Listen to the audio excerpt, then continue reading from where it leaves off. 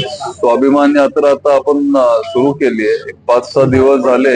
आपल्याला खूप चांगला प्रतिसाद मिळतोय. आपण सगळे वाड्या वस्त्या फिरतोय, सगळ्या गावांमध्ये आपण फिरतोय आणि उत्स्फूर्त प्रतिसाद आपल्याला सगळ्यांकडून इथं बघायला मिळतोय.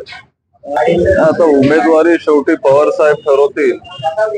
जयंत पाटील साहेब असतील, सुप्रियाताई, आपले महाविकास आघाडीचे सगळे मित्र पक्ष असतील, ते सगळे जेव्हा ठरवतील मग ते आपल्याला सांगतील.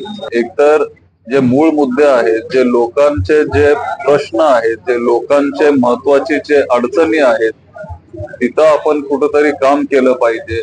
मग शिक्षण असेल, बेरोजगारी असेल, शेतकऱ्यांचे प्रश्न असतील, महिला सुरक्षिततेचा प्रश्न असेल, त्या पाण्याचा प्रश्न असेल, या सगळ्या प्रश्नांवर आपण तिथं काम करतोय. काय एकतर हे सगळं कुठंतरी थांबलं पाहिजे आणि हे आत्ताच नाही. मला आठवतंय लोकसभेला पण असं काहीतरी झालेलं.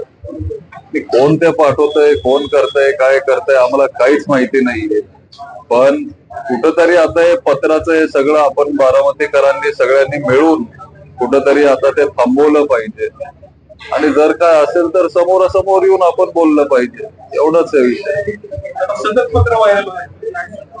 आता मी काय त्याच्यावर सांगू. जे व्हायरल करताय त्यांना विनंती करतो की तुम्ही नका करू, किंवा जर काय आरोप करायचे असतील तर मग तुम्ही पुढे येऊन तरी करा.